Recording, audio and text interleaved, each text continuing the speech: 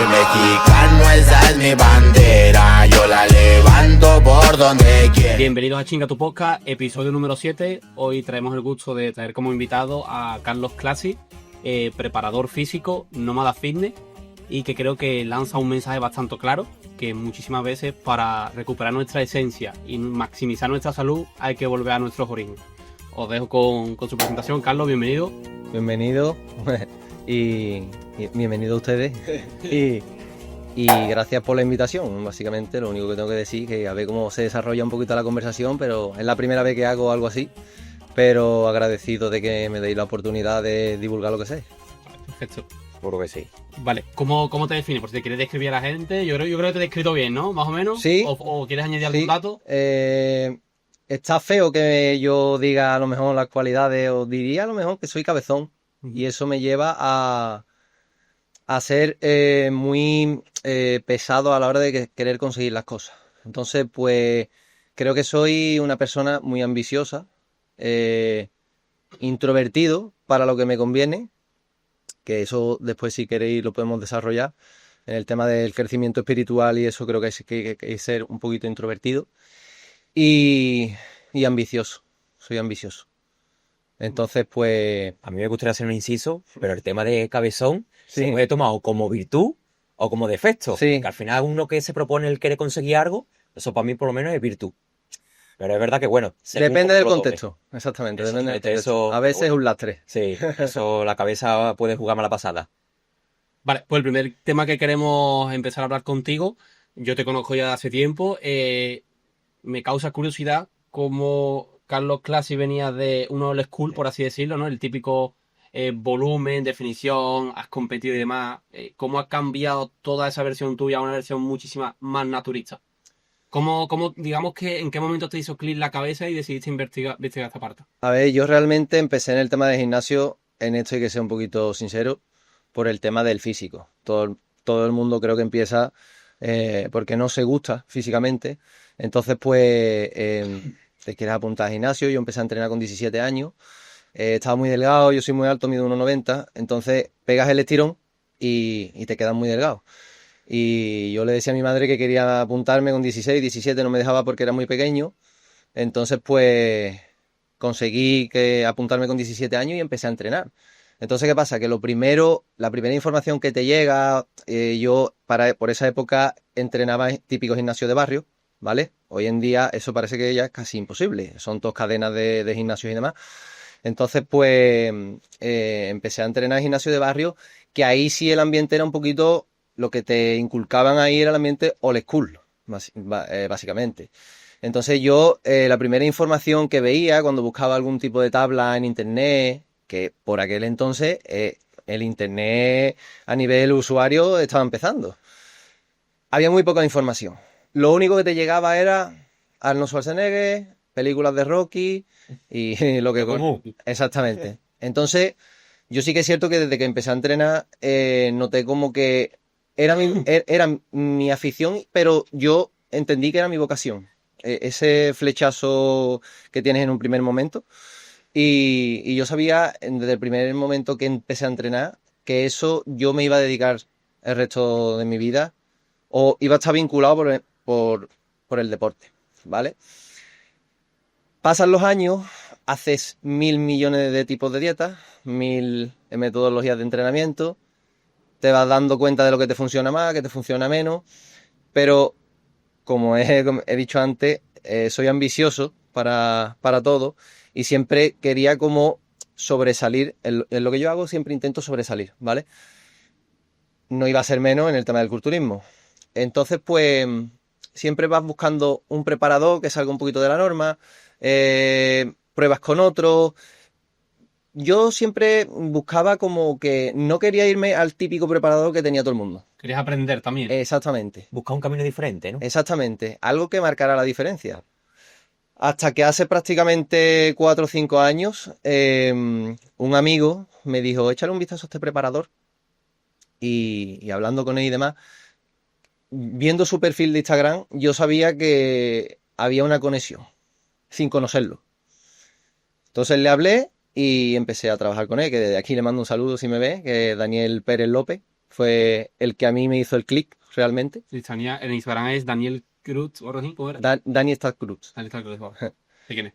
Él fue realmente el que me abrió las puertas de un mundo desconocido, no solo del entrenamiento de fuerza, sino también del crecimiento espiritual, de un enfoque un poquito más holístico en cuanto al entrenamiento, la salud y la potenciación física. ¿Y te chocó al principio? Porque venías de unos conceptos totalmente diferentes, ¿no? Entiendo. Sí, sí que es cierto que todo esto, esos 10 o 12 años que yo había estado por mi cuenta entrenando y trabajando, al fin y al cabo te vas preparando, vas estudiando. Entonces, como que los viejos mitos, por así decirlo, que se asocian un poquito más al culturismo o a la salud en general, a la mejora de la salud en general. Os voy a poner un ejemplo claro de el comer carbohidratos por las noches no se puede porque engorda más. Ese tipo de cosas que antes de que estuviese internet estaban a la orden del día, pues yo me di cuenta de que había muchas cosas por descubrir, ¿vale? Entonces, yo he aprendido muchas cosas con Dani por eso, porque era algo que ni lo había visto en las redes sociales, ni se lo había escuchado a nadie, era como algo totalmente nuevo.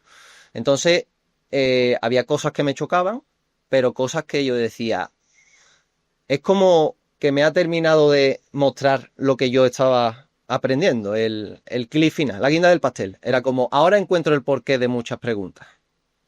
Digamos que la salud también es la clave, ¿no? Porque muchas veces olvidamos la salud, nos centramos solamente en la estética. Me refiero a lo ¿no? El típico preparador que se centra en volumen, definición, pero no tiene como base la salud. Y yo por todo lo que veo, por todo lo que divulgas y todo lo que haces, para ti la salud es lo primero, ¿no? Mucha gente que no entiende la biología del cuerpo humano. Es la prioridad, realmente. la prioridad que hay que darle. Eso de base. O sea, quien no priorice la salud realmente no se quiere a sí mismo. Porque sin salud no puedes hacer nada. La cosa es cómo ya no debes solo conformarte con tener buena salud, sino con tener la mejor salud. Ahí creo que está la diferencia, ¿vale? De tener o reunir todas las cualidades para tener tu mejor versión, tanto física como a nivel de salud, como a nivel de pensamiento, espiritual o como lo quieras llamar, ¿vale? Entonces, la salud es la base de todo. Sin salud no puedes hacer ninguna práctica deportiva ni puedes hacer nada. Sí, pero estaremos de acuerdo que muchas veces en el culturismo de competición del más alto nivel nos olvidamos realmente de eso, ¿no? Es porque los objetivos son diferentes. O sea, el objetivo de un culturista es ganar la competición o llegar al mejor físico de su vida y sabe que tiene que priorizar una serie de cosas y no priorizar otras. En este caso, en el mundo de la competición, el que la haya practicado o esté un poquito vinculado sabe que la salud es secundario, no es lo más importante. Sí, que Porque, porque hay que hacer una serie de cosas para llegar a ciertos niveles que de manera natural o a nivel fisiológico es imposible. que jugamos lo que viene siendo estética contra salud.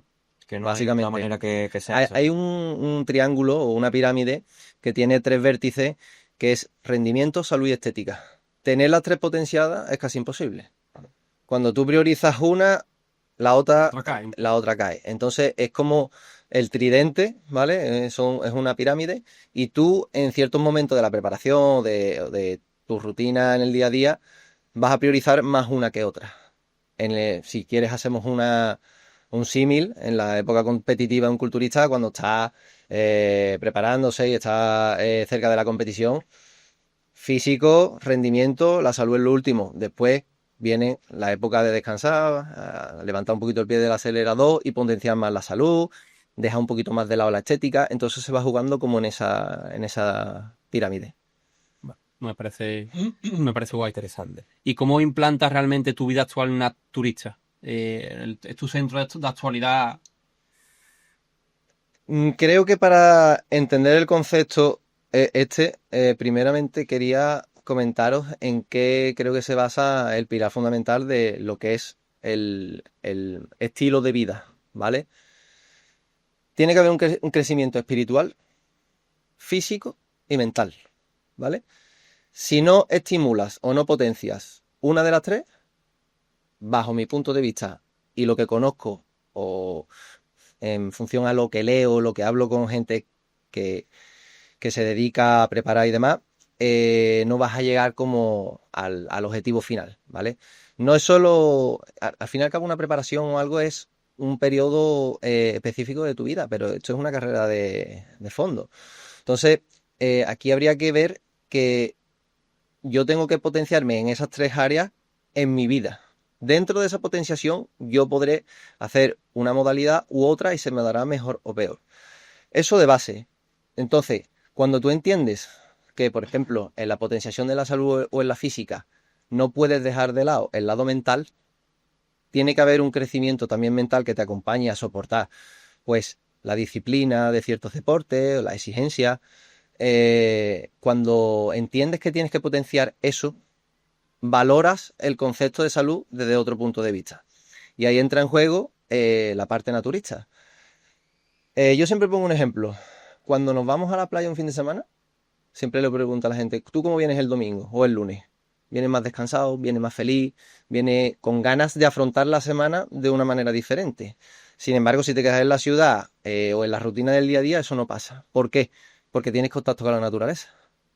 Estás en contacto con el sol, estás en contacto con la tierra, estás descalzo, estás en el agua salada del mar, hay buenas relaciones sociales. Entonces, ese concepto hay que trasladarlo un poco también a lo que estamos hablando. Es verdad que también que la playa revienta. El sol deshidrata mucho, hay que hidratarse bastante. ¿Puede ser por eso entonces? Sí, una de las partes de por qué te cansa tanto el sol es porque deshidrata mucho. De esto, es que me ha hecho gracia, por dentro me estaba riendo porque cuando ha dicho viene, es verdad que desconectas de una manera diferente y poca gente que no le gusta la playa. Creo que de los pocos de José que está detrás de las cámaras, que no le gusta la playa, pero es verdad que cuando tú vienes de un día de playa, yo por lo menos acabo reventado. Y claro, sobre todo lo que te da coraje, ¿no? Total. Vale, antes de pasar al segundo bloque y hacer mucho más énfasis en todo lo que estás comentando, ¿qué has aprendido de Dani respecto al entrenamiento? Cosas nuevas que hayas descubierto que han cambiado tu metodología con lo que tenías antes. Pues me acuerdo además que cuando empecé con él, las primeras sensaciones que yo tenía referente al entreno era, tú cuando vas al gimnasio eres como un robot. Vas, levantas los hierros, te duchas y te vas para tu casa. No. Ahí tiene que haber una trascendencia, tiene que haber una ascesis, tiene que haber una conexión, una vinculación real entre el hierro y tú. Por eso yo, hoy en día es que este es el problema que estamos hablando de los gimnasios de cadenas y demás, que la gente va a pasar el tiempo, no va a entrenar. Y eso sí que es una cosa que yo he hecho de menos de los old school, que antes el ambiente en los gimnasios old school, todos vemos los vídeos de Arnold y demás y es otro ambiente, ¿vale? Era como que todo el mundo se ayudaba, todo el mundo quería un crecimiento generalizado y demás.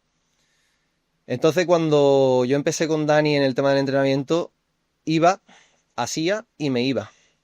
Cuando él me mostró realmente lo que tenía que sentir o qué tenía que dar de mí referente al entrenamiento, empiezas a descubrir otro tipo de cosas.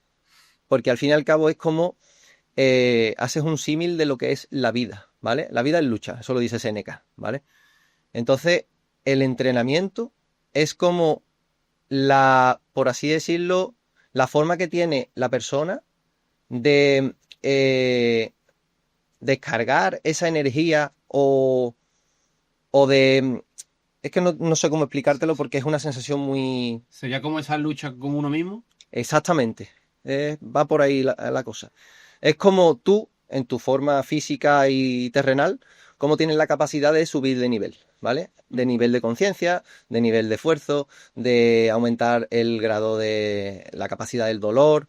Todo eso te va construyendo por dentro, no solo a nivel físico, sino eso te va haciendo más fuerte como persona. Y eso es una de las cosas que yo recuerdo que en los reportes cuando conversaba con él al principio, se lo decía mucho, que tenía sensaciones, muy buenas sensaciones, no tanto físicas sino como que creaba una amistad con el entrenamiento. Era como, yo sé que a él no le gusta decir que es una terapia, pero como que era tu momento de terapia, ¿sabes? El momento de donde tú podías crecer, de expresarte, de luchar contra ti mismo, Hoy en día no hay un ideal caballeresco de yo llevo una espada y me voy con el caballo a luchar. Entonces, hoy en día lo que tenemos es eso, ¿sabes? El que es boxeador, el que hace MMA, pues cuando se pone con el saco y se pone focus con el saco, es lo mismo. El que es corredor, cuando se va solo a correr, hace una maratón, ahí está con sus pensamientos y su forma de de afrontar la vida o la lucha de esa manera. Es una manera de exteriorizar, creo, esa energía.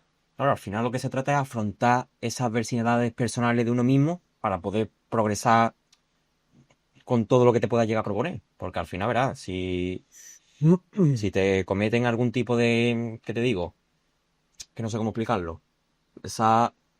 Sí, bueno, al final el mensaje que yo creo que tiene que entender un poco la gente es que no se tiene que ir al gimnasio simplemente a entrenar por entrenar, ¿no? Es que tiene que haber algo más. Tienes que tener sentimientos, por así decirlo, Escucha, lo que te haga progresar. que el que quiera ir al gimnasio, entrenar sin un objetivo de ganar mucha masa muscular y demás, es totalmente respetable. Pero en el mundo de la fuerza, en el mundo, vamos a llamarlo, que son más atletas, no tan perfil básico de gimnasio, el que es atleta y quiere evolucionar o subir de nivel o de nivel de conciencia en el deporte y en la vida, tiene que afrontar la disciplina que hace desde ese punto de vista. Exacto, eso es lo que me venía a referir. Y respecto al entrenamiento, por lo que podemos ver en redes sociales, tú te mueves mucho en básico, ¿no? Sigues respetando los básicos, rollo peso muerto, sentadilla. ¿Qué consejo le darías a la gente respecto al entrenamiento, frente a la tensión mecánica, estrés metabólico?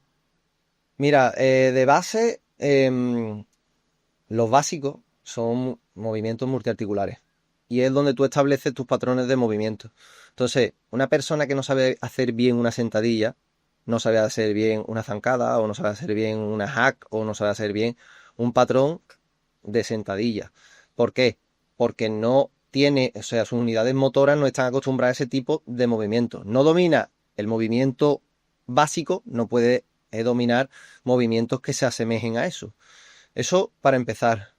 Segundo, la capacidad de lucha que estamos hablando, que tú puedes afrontar en una sentadilla, en un peso muerto o en una banca, no la vas a hacer en una polea o en una máquina. Cuando tú tienes que hacer una sentadilla y tienes 200 kilos en la espalda, o subes, no te queda otra. Exactamente. Y eso no te pasa con una máquina o con una polea, porque no tienes tanta facilidad de poner esos pesos ni esa lucha tú contra la barra. Y luego funcional también, ¿no? Una máquina. Porque al final estás sentado, simplemente tienes que empujar y no necesitas... No es que sea poco funcional. Una máquina no deja de ser una herramienta más que tienes para poder implementar en tu rutina o en tu forma de estructurar el entrenamiento. Porque hay máquinas que son muy buenas y que son necesarias. No te voy a decir que se deba de entrenar 100% con básico, porque lo vería ineficiente. Pero otra cosa también muy importante es que tiene transferencia luego a ejercicios que son más accesorios. Quiero decir, una persona que te levanta 200 kilos en una sentadilla, te va a coger toda la máquina en unas extensiones. Una persona que te levanta 150 en una banca, te va a coger las mancuernas de 50 para hacerte un press superior. ¿Por qué? Porque ha fortalecido la base, con lo cual los accesorios, como el propio nombre indica, lo que hacen es complementan el trabajo principal de lo que es la estructura de entrenamiento. Y bueno, luego a nivel hormonal y esto, a nivel, vamos a decir, la respuesta al estímulo, por así decirlo, es mucho mayor con los básicos que con un ejercicio de aislamiento. Vale. Parece guay. Bueno, vamos con el tema donde ya aquí, bueno, a más de uno le puede estallar la cabeza los conceptos que vamos a hablar. Cuando tú le quieres decir De lo que algo se antes trata. de pasar. No, Vale, sería el siguiente tema. Pensaba que le ibas a decir algo. Te voy a dar palabras clave y tú vas a desarrollarlo, ¿vale? Creo que le va a explotar la gente la cabeza porque mucha gente no lo va a entender. Bueno, autofagia, ayunos, nutrición inteligente y sustratos energéticos con el objetivo de ganar masa muscular. Porque yo creo que a día de hoy el 80%, pongamos un 20%, que es la gente que le ha comentado que van al gimnasio simplemente por moverse un poquito y hacer cosas. Pero yo creo que cada vez más gente, el 80%, buscan la estética. La mayoría sí. Es que volvemos a lo mismo. El tema, hoy lo he hablado con un amigo que también está un poco en el mood que estoy yo. Le dio la fiebre del gimnasio, lo típico con 17, 18 años, y hablábamos un poco de los egos. O sea, el típico chaval que se apunta al gimnasio, o incluso gente que ya es un poquito más experimentada, que lleva más tiempo, se quiere poner fuerte para los demás, no para sí mismo. Eso es un problema. ¿Por qué?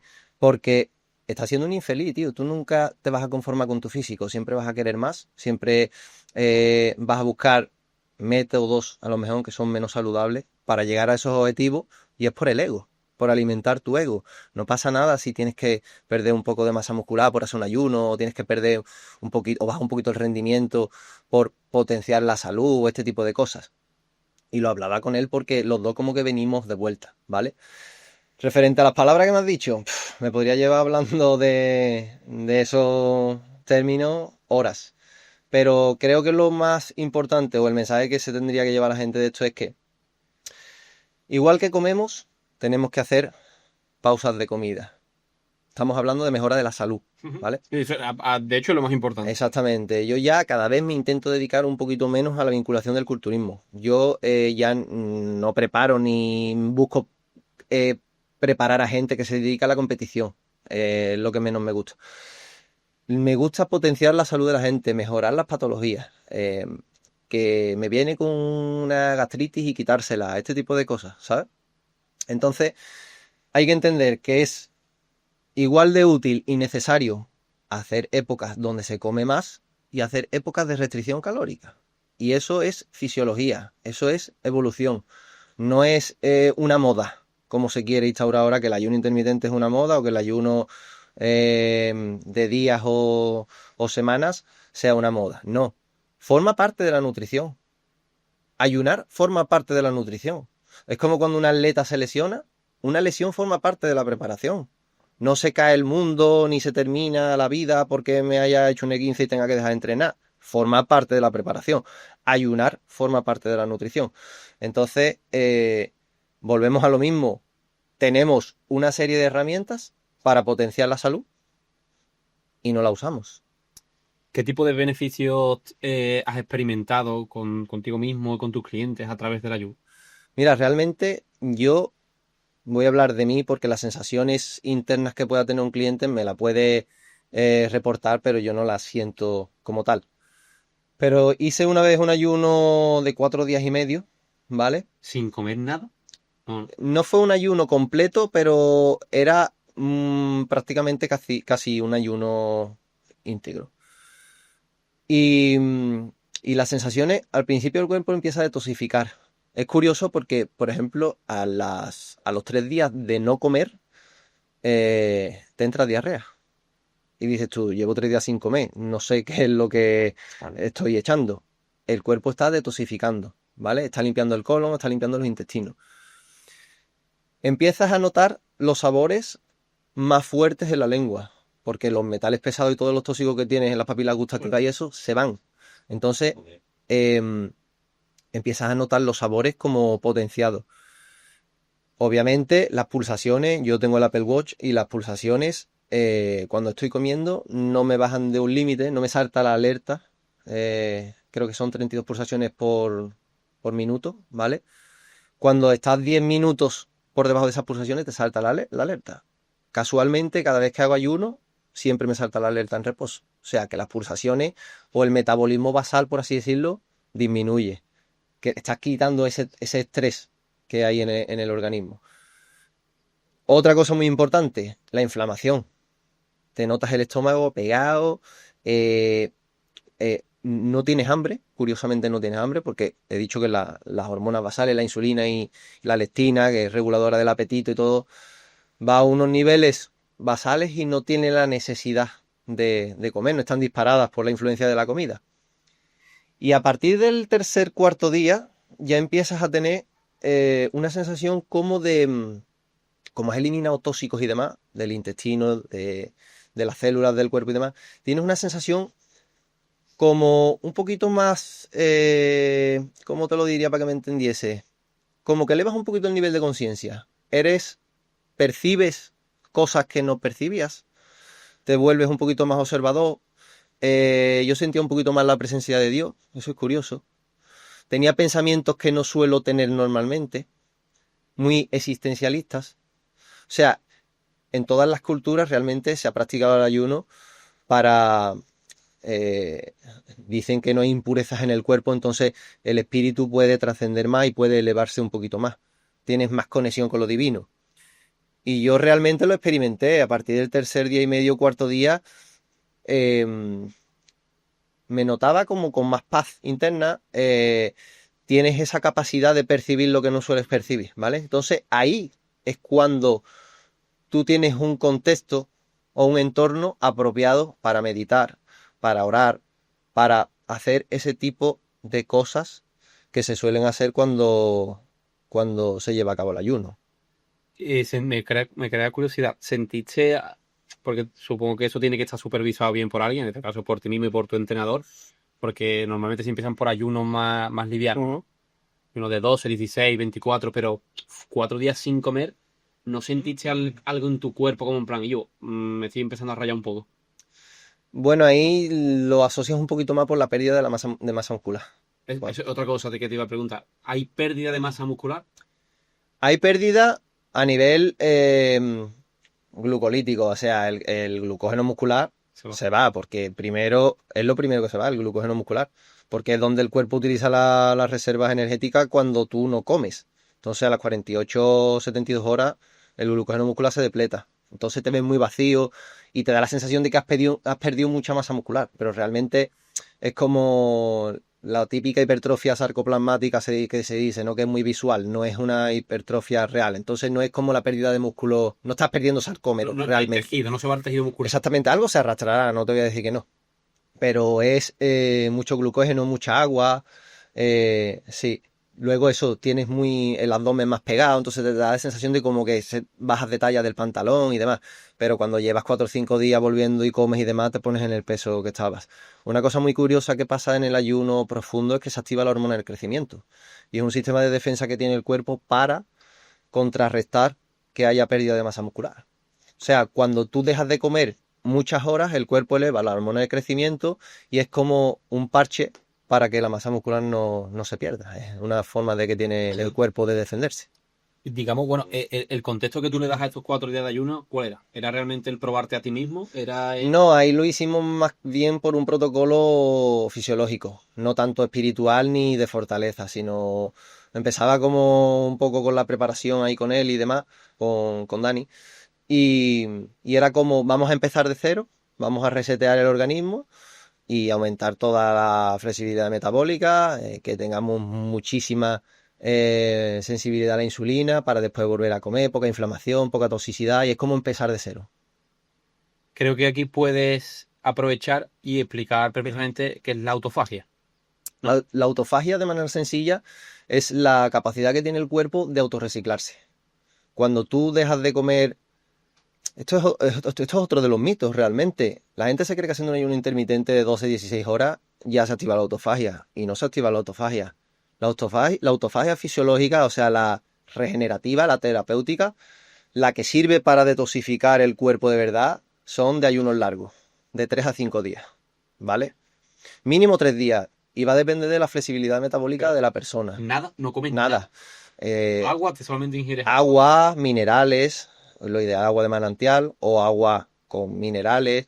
Se puede incorporar al día medio gramo, 1 gramo de vitamina C para retrasar un poquito el estrés oxidativo, pero realmente el ayuno es integral. Una cosa que también sí se puede ingerir es el té verde, porque el té verde induce la autofagia. Es una hierba. ¿no? Exactamente. El café es otra cosa que no se debe añadir, porque tiene muchos antinutrientes y es muy ácido, te acidifica mucho el estómago. Entonces, no sé si tiene la capacidad de romper el ayuno, pero no te beneficia. Mucha gente toma café cuando está haciendo restricción calórica. Lo que te estaba comentando era el tema. Se me ha ido lo que te estaba comentando. Lo de la autofagia, ¿no? Que Sí. cada 5 días. Ah, exactamente, que la autofagia regenerativa, lo que era la autofagia,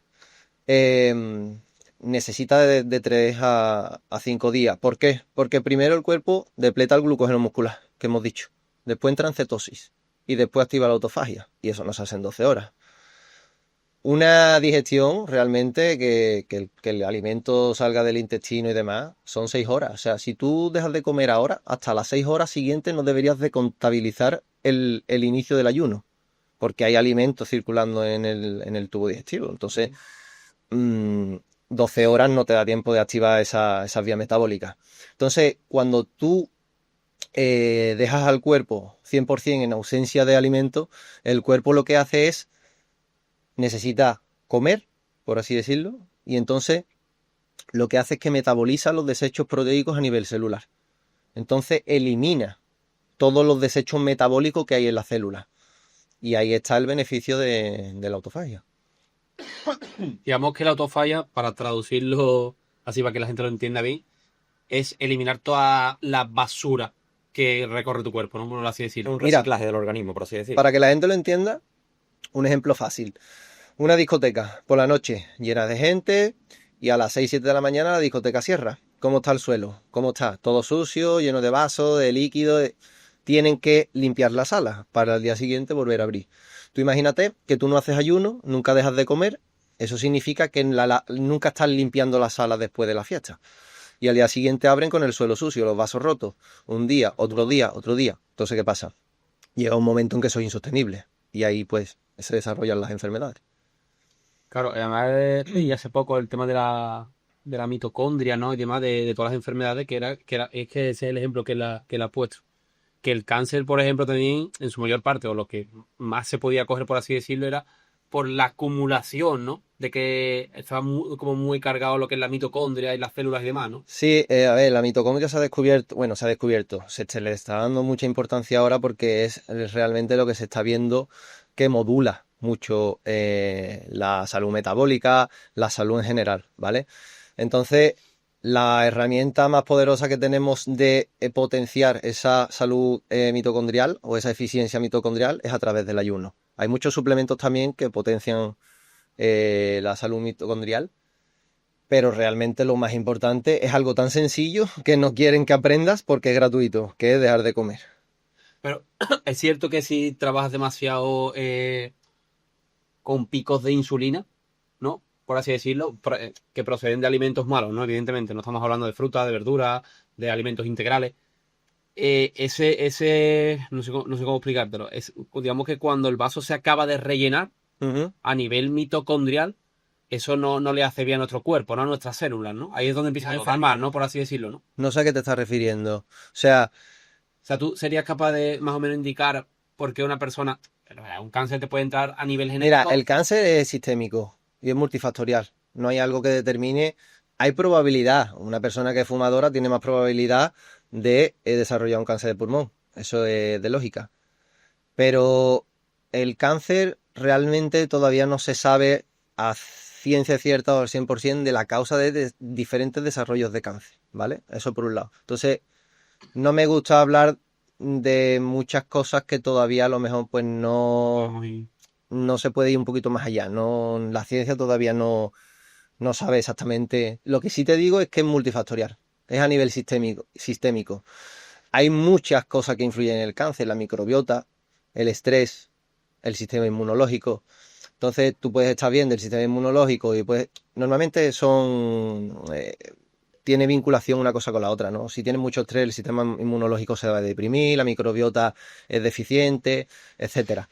Pero que no sale por algo concreto. El cáncer no se desarrolla por una cosa concreta, sino por muchas cosas.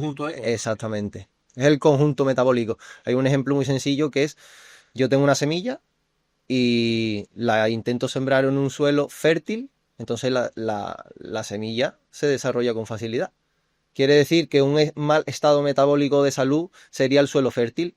Entonces, tengo toda la probabilidad de que se desarrolle un cáncer porque mi entorno metabólico o mi contexto metabólico es el apropiado para que el cáncer se pueda desarrollar.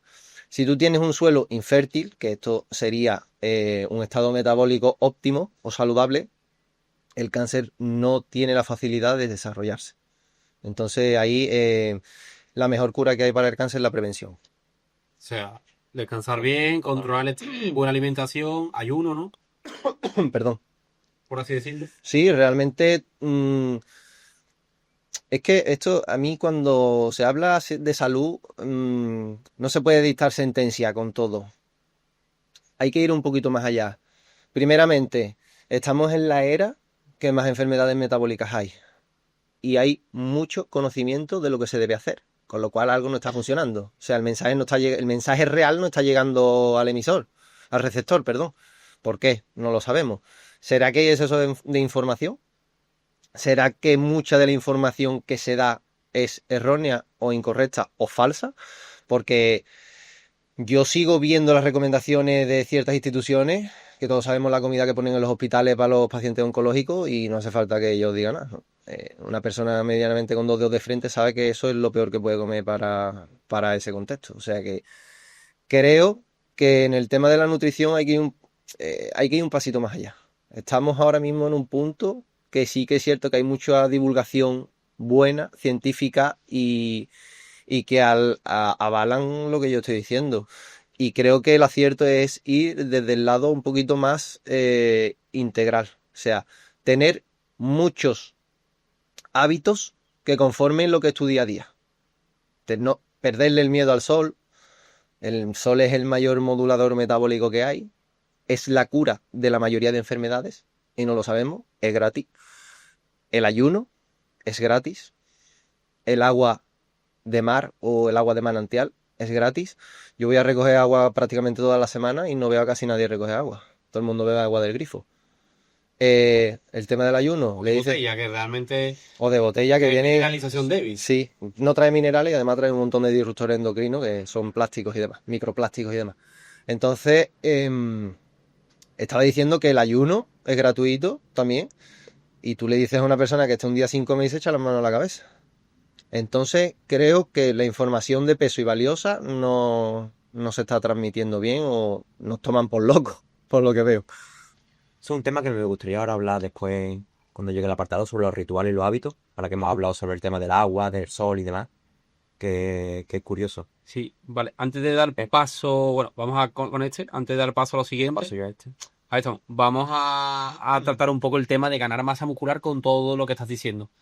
Porque es verdad que la masa muscular en este caso también juega un papel fundamental e importante. Pero, ¿cómo puede implantar? Verá, no te estoy diciendo que vayamos aquí largo y tendido, pero bueno, conceptos básicos. ¿Cómo puede la gente ganar masa muscular? ¿Qué sustratos energéticos? Ahí hablamos también de flexibilidad metabólica. ¿Cómo podemos utilizarlo? ¿Qué tipo de alimentos? Realmente te va a sorprender, pero esta es una de las preguntas que más me hacen la gente por Instagram. O sea, cuando yo voy a la montaña y a lo mejor no como lo que tengo que comer, estoy comiendo menos porque me paso un día o 2 en la montaña, o hago un ayuno, o hago ciertos hábitos que pueden influir a la ganancia o el mantener la masa muscular, la gente me pregunta, oye, ¿cómo combinas eso con la hipertrofia? Eso es una de las preguntas que más me hacen. Realmente, como hemos dicho, hay que diferenciar lo que es el entrenamiento de fuerza enfocado a la ganancia de masa muscular. Ganar masa muscular de base es antifisiológico. O sea, el cuerpo, por eso cuesta tanto ganar músculo, porque el cuerpo no quiere mantener músculo. Es un gasto energético que tiene que soportar todo el día. O sea, estás atentando contra la salud. Cierta cantidad de masa muscular sí es saludable. Vamos a decir que el típico cuerpo atlético que puede desarrollar todas las actividades que quiera, si quiere jugar fútbol, quiere jugar pádel, quiere escalar una montaña o quiere irse a correr. Esa masa muscular es funcional y es saludable. Estar muy por encima de la media no es saludable. Por eso es complicado llegar a ese punto y por eso se usan sustancias dopantes para llegar a eso, ¿vale? Entonces, entendiendo que el cuerpo no quiere tener tanta cantidad de masa muscular, tenemos que entender de que no es saludable. Con lo cual, si queremos desarrollar un físico, potenciar un físico que sobresalga de la media, tenemos que entender de que habrá que hacer o montar de manera inteligente unos hábitos que puedan, por un lado, potenciar lo que estamos buscando y por otro, contrarrestar el máximo posible los daños que podemos ocasionar. Entonces, yo principalmente lo que hago es los días de entreno, donde hay más demanda energética y demás, sí como y no me preocupo tanto por la cantidad de comida que como, ni de carbohidratos. Los días de descanso, Pero tiene que haber superávit calórico. Sí. para ganar masa muscular, sí. A huevo, ¿no? Creo Sí. que tú incluso lo haces también. Sí. Tienes que comer más, incluso muchas veces comiendo más de lo que tu cuerpo necesita en el día, no se gana masa muscular. Pues que ganar masa muscular es muy difícil. Sí, bueno. Clarísimo, clarísimo. Si no, estaría todo el mundo fuerte, ¿no? Entonces, Eso, ¿eh? los días de descanso es donde yo intento hacer los ayunos, tener o comer más grasas, salir más al campo, tomar más el sol, porque es como lo que está fuera de la rutina, ¿vale? Entonces, ¿cómo intentar frenar ese estrés oxidativo? La suplementación también es muy importante. Eso lo quiero hablar luego. Te quiero hablar de suplementos clave, pero lo quiero Ujú. dejar en un tema. Entonces yo creo que deberíamos de montar como una estructuración, ¿vale? Dentro de la misma preparación, de como he dicho al principio, sabiendo que comer es importante y no comer es igual de importante, pues saber que potenciar vías, ciertas vías anabólicas en el cuerpo en ciertos momentos es lo idóneo y lo contrario en ciertos momentos también es lo idóneo. Pero que el cómputo total sume en positivo, que a la larga te permita ganar masa muscular, te permita aumentar el rendimiento y llegar, pues, conseguirlo. Digamos que es un proceso más lento si lo hacemos así.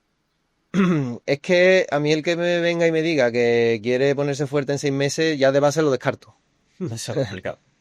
¿Por qué? Porque es lo que estamos hablando, quiere alimentar el ego, no quiere, Aprender de y de... no quiere llevar su vida conforme a eso.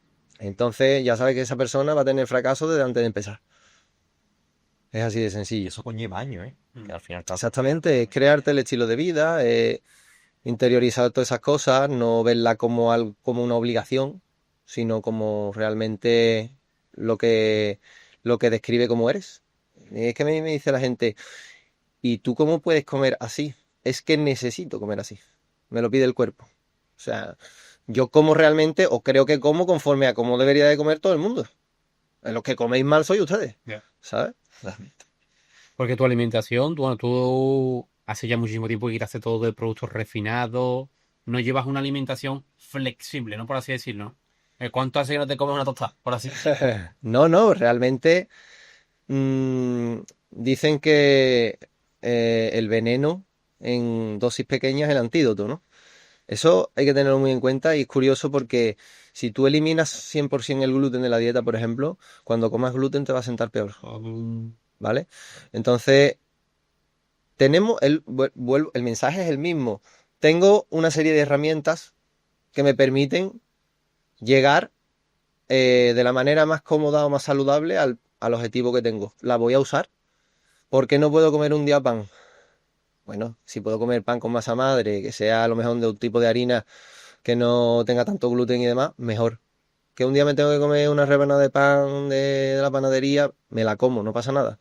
Pero eso, o la ley de Pareto también es muy importante, ¿no? El 80-20. El 20% de lo que hago dicta el 80% de lo que soy, exactamente. Con pequeños gestos puedo conseguir mucho. Es el mensaje que la gente tiene que entender. Que porque yo un día me como un trozo de pan, eso no es el problema. El problema es los pensamientos negativos que tú tienes en el día. El estrés crónico que tienes en el día. Que estás todo el día bebiendo agua del grifo. Que cuando sales el fin de semana te hartas de beber alcohol para inhibirte. Y dices tú, bueno, pues ya que bebí yo me como una pizza. Y ya no, el cómputo es donde está el problema. Porque tú un día salgas y comas con los amigos, un día pues no te te salte un entrenamiento o ese tipo de cosas, eso no va a marcar la diferencia. Irrelevante tampoco.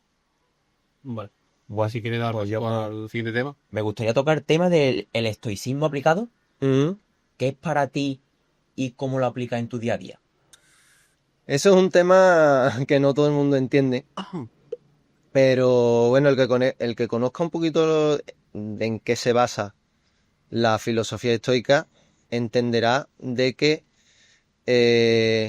la razón y la naturaleza forma una parte básica de lo que conforma el estoicismo, y ahora te comento en cómo yo lo aplico. El conseguir la virtud es no estar o no preocuparte de las cosas que no dependen de ti, sino de aceptar que la vida viene como es y punto. Sí, lo que depende de ti, o sea, ¿qué puedes hacer tú al respecto? Pero no me voy a preocupar de lo que no está en mi mano. Entonces, ¿está en mi mano cumplir los objetivos que me he propuesto? Sí. ¿Por qué voy a procrastinar y no lo voy a cumplir? ¿Porque soy débil? Eso yo no lo concibo, ¿vale? Tu pensamiento conforma lo que tú eres. O sea, tú vas a hacer lo que tú piensas. Atraes lo que piensas el pensamiento lleva a la acción, ¿no? Esa es la frase la famosa frase de Aristóteles de que el pensamiento te lleva a la acción determina el hábito forja el carácter, o al revés, el carácter el hábito y el hábito marca el destino, ¿no? Entonces, tú vas a llegar en función a lo que tú pienses. ¿Cómo aplico yo el estoicismo? Como te estoy diciendo. Yo me he propuesto hacer esto, yo lo voy a conseguir, ¿por qué no lo voy a conseguir? Porque soy débil, porque me da pereza, porque no. Entonces yo, por así decirlo, mira, para que tú me entiendas, básicamente, el crecimiento personal depende de uno mismo, ¿vale? Y es una obligación y una responsabilidad querer hacerlo. Nadie va a hacerlo por ti. Entonces hay que ser un poco iniciático en este tema. Eh, si yo quiero ser mejor persona, voy a tener que hacer algo por ser mejor persona. Entonces yo como que me pongo dificultades en el día a día. Me dice la gente que estoy loco de muchas cosas que hago, pero bueno, yo lo veo normal. Lo mismo me da por subir una montaña y me la subo descalzo. ¿Por qué? Porque con zapatos la sube todo el mundo. No. Entonces voy a luchar contra mí mismo. Ahí está un poco la vinculación que estamos hablando del entrenamiento. Y por marcar la diferencia también. O Por es- marcar la En diferencia, el sentido de, Con el mismo, contigo claro, mismo, realmente. de Porque decir, si antes lo hacía... quiero hacer algo nuevo y, verás, al fin y al cabo, no... es una forma de superarte, Bueno, ¿vale? Y es lo que estábamos hablando del entrenamiento, de cómo pasar esa, ese fallo, cómo aguantar el dolor, cómo eh, cuando tú te pones un objetivo y lo cumples un día y otro día y otro día, no hay nada que se te resista en la vida. Al fin y al cabo, tu autoestima crece, tu confianza en ti mismo crece, no te para nadie, sabes que lo que te propones lo consigues. Entonces, el estoicismo es una filosofía muy práctica, porque te enseña, son manuales, realmente son manuales. Tú cuando te compras un electrodoméstico y no sabes cómo funciona, te lees el manual y aprendes. El estoicismo es eso, cómo funciona la vida, cómo funciona mi comportamiento, cómo puedo enfocar mi pensamiento.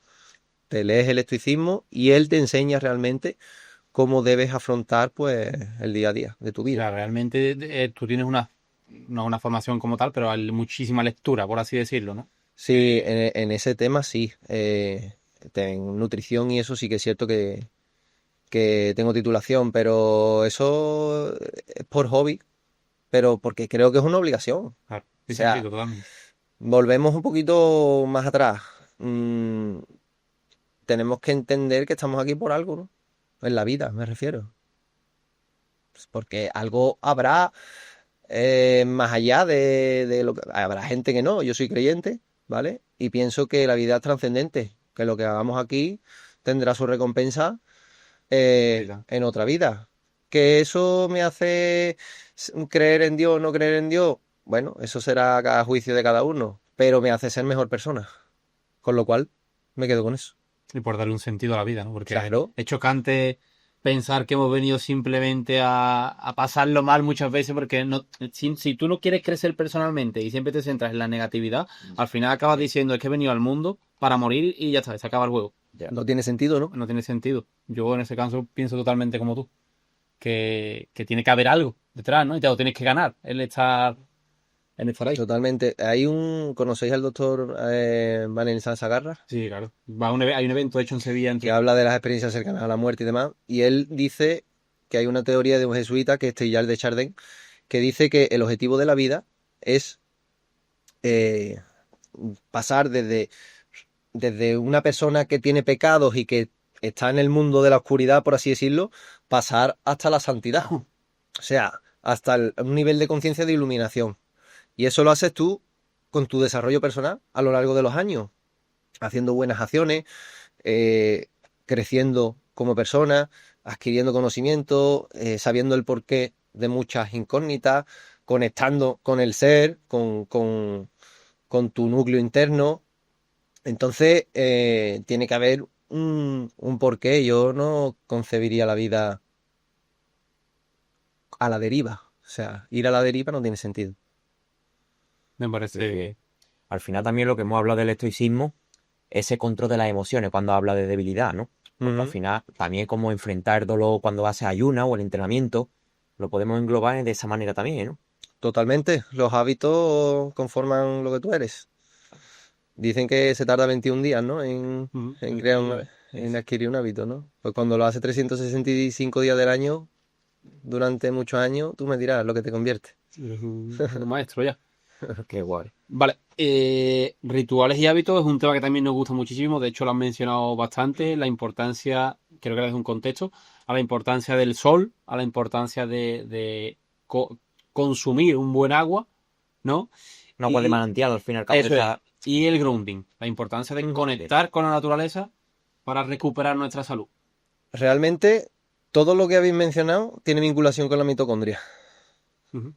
En la mitocondria es donde se produce la respiración celular y es donde se produce o se metaboliza la energía. Quiere decir que cuando nosotros tomamos el sol, sabéis lo que es el ATP, ¿no? El adenosín-trifosfato es la moneda de cambio energética que tiene la célula. Cuando nosotros ingerimos carbohidratos, al fin y al cabo se queda en adenosín-trifosfato, no en ATP. Es como el último eslabón del sustrato energético.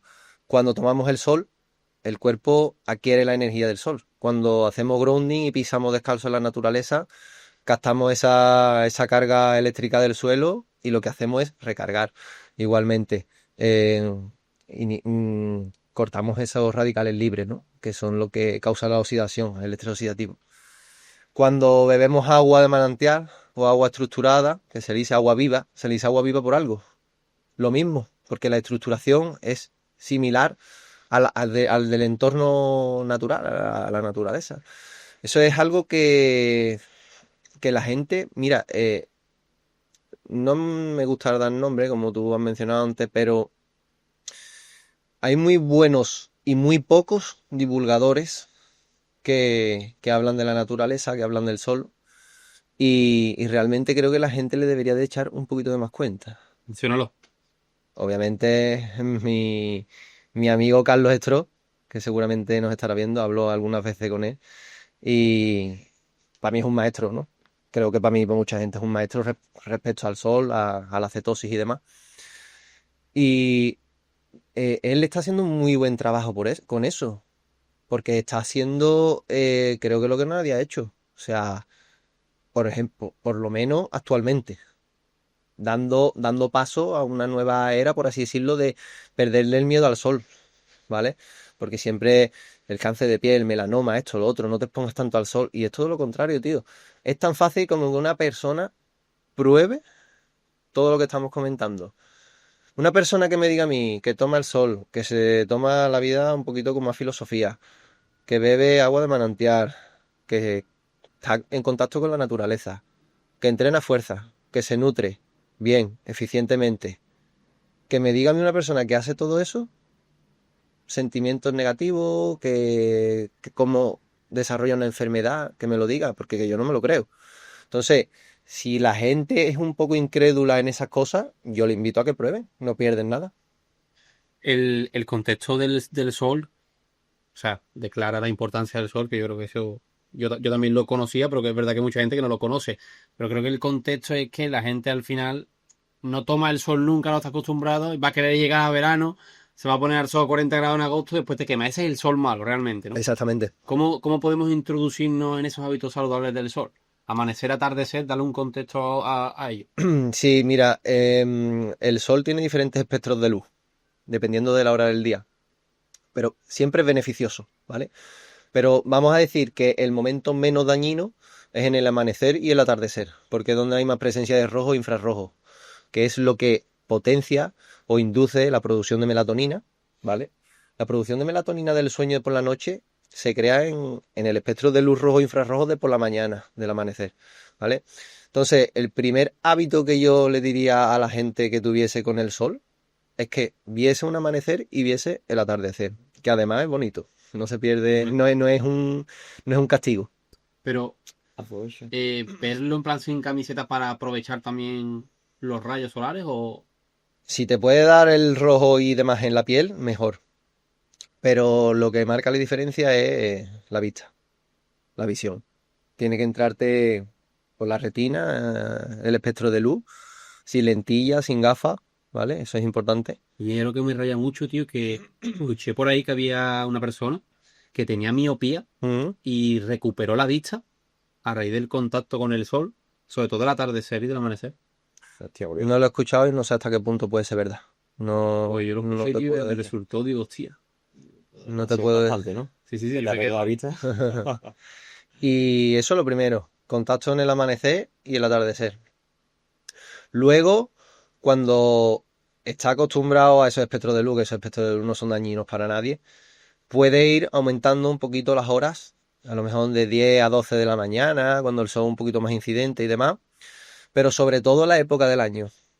La gente que quiere tomar mucho el sol en verano tiene que empezar a tomarlo a final de invierno, principio de primavera, porque no es tan fuerte, te da la capacidad de adaptarte, ¿vale? Entonces, si tú poco a poco te vas exponiendo desde primavera, todos los días, 15 minutos, media hora y demás, cuando tú llegue el verano no tienes la necesidad ni la obligación, obviamente, porque eso es una cosa que la gente debería entender, que las cremas son más dañinas que beneficiosas. Te iba a preguntar también si hay que usar crema realmente o un tipo de crema concreto. No hay que usar crema. Es más, no solo cremas solares. No habría que aplicar en la piel ningún tipo de sustancia que no sea comestible, para que tú lo entiendas. O sea, cualquier tipo de crema, por muy natural que te digan que sea, si tú no te la puedes comer, yo no me la unto en la piel. Porque la piel es un órgano endocrino. Y la piel, todo lo que absorbe la piel va al torrente sanguíneo. Con lo cual, igual que lo metabolizas por la piel, es como si lo ingirieras. Sobre todo también por el tema de los lunares, ¿no? Porque al final, verás, el que tú le estés aplicando algo al cuerpo que te pueda llegar a perjudicar, ese impacto con el sol, te puede producir ahí también algo, ¿no? ¿Te refieres a que si la crema es mala para los lunares?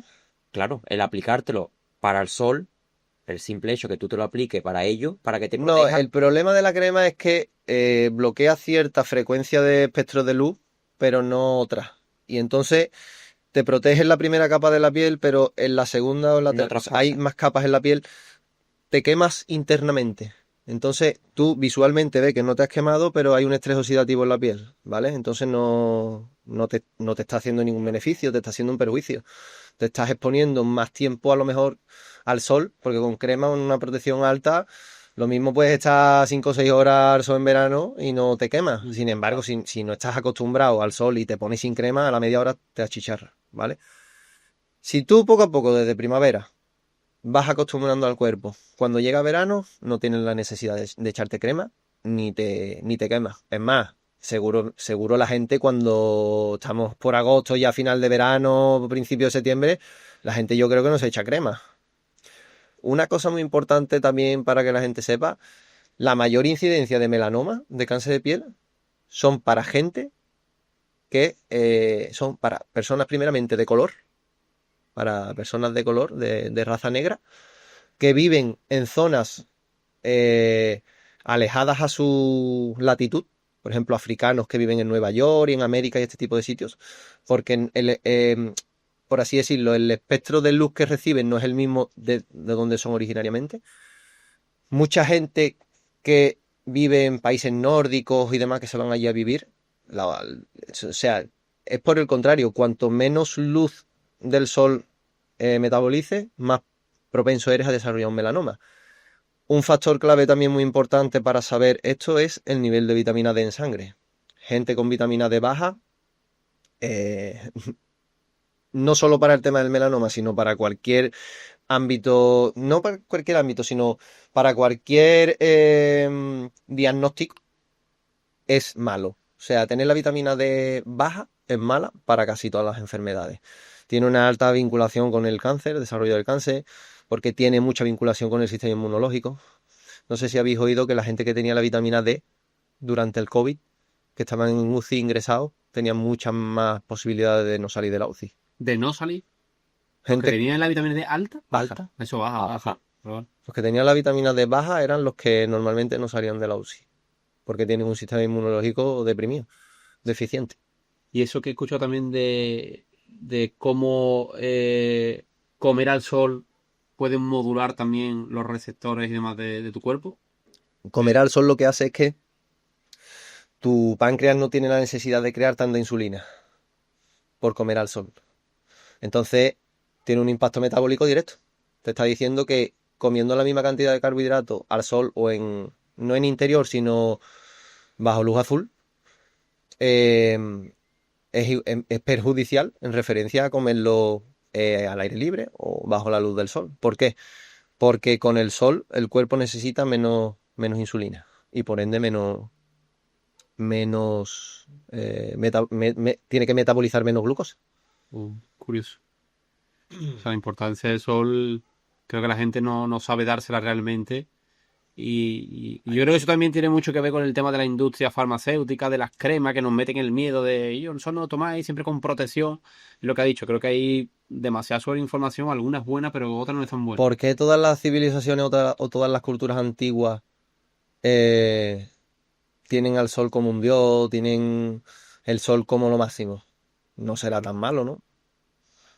Yo creo que es que ese es el problema de la era moderna, tío, que hemos perdido mucho el eje central de lo que somos.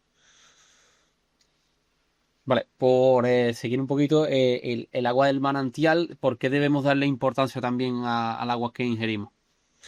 Primeramente, el agua que ingerimos del grifo viene cargada de metales pesados, de microplásticos, de un montón de contaminantes, de flúor, de cloro, que es lo que se utiliza realmente para neutralizar el agua en cuanto a parásitos y este tipo de cosas. O sea, se hace potable. ¿Por qué echamos cloro en las piscinas? Para que nos podamos bañar, porque si no el agua, por así decirlo, se pudre, ¿no? Se llena de bacterias y demás. Pues el agua del grifo se hace lo mismo. El problema es que el flúor es un disruptor endocrino bastante serio. Entonces, además de los metales pesados que ingerimos, los microplásticos y demás, estamos bebiendo una cantidad muy alta de tóxicos, ¿vale? Y eso interfiere directamente en la función metabólica del organismo. Eso con el agua del grifo, ¿no? Sí.